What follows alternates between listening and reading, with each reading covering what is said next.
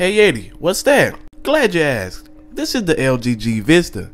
I've been using this as my daily driver for a while and it's a really nice phone. How nice is it? Let's get to it. Before I get started, I want to thank AT&T for sending this out to me to review. This phone is a beast. First thing you notice when looking at this phone is obviously the huge display.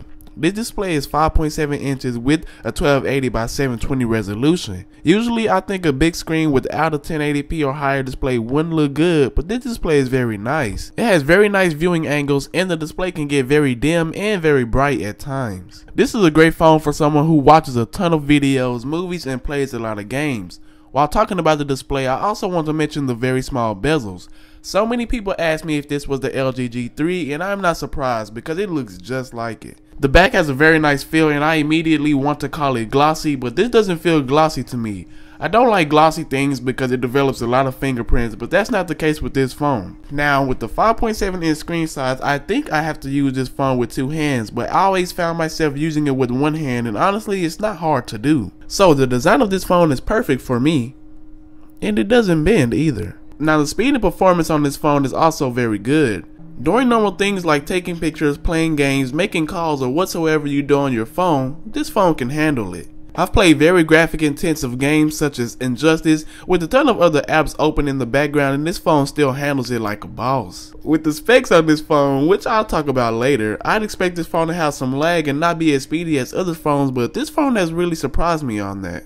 Now if I had to choose one thing that really disappointed me with this phone, it'd have to be the camera.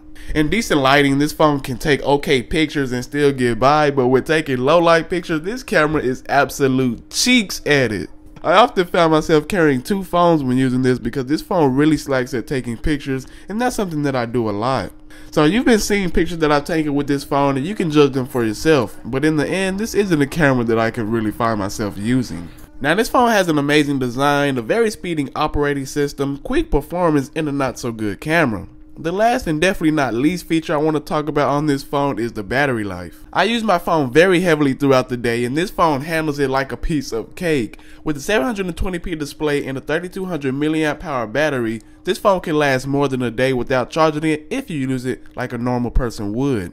Transitioning from this phone to my iPhone 6 was very hard to do because I had to limit my phone use to make sure my phone stays charged, and that's something I never had to do with this phone. Now, I purposely waited to talk about the specs in the end so you won't try and judge it from the beginning solely from specs because that's something you should never do, especially in this case. This phone has a 720p display equaling 258 pixels per inch, an 8 megapixel back camera and a 1.3 megapixel back camera, a quad-core Snapdragon 400 processor, and about 1 GB of RAM. There you have it, my review over the LG G Vista.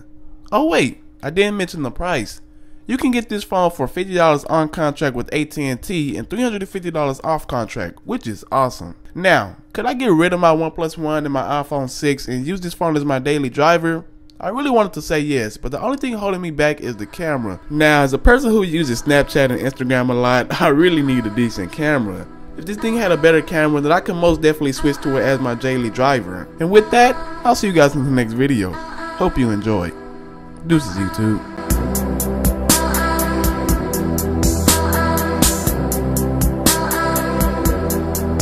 Fine if the iPhone was a tad bit thicker just to get rid of the protruding camera that it has and make it feel just a little bit easier to handle. Since it's so thin, it is pretty slippery since it does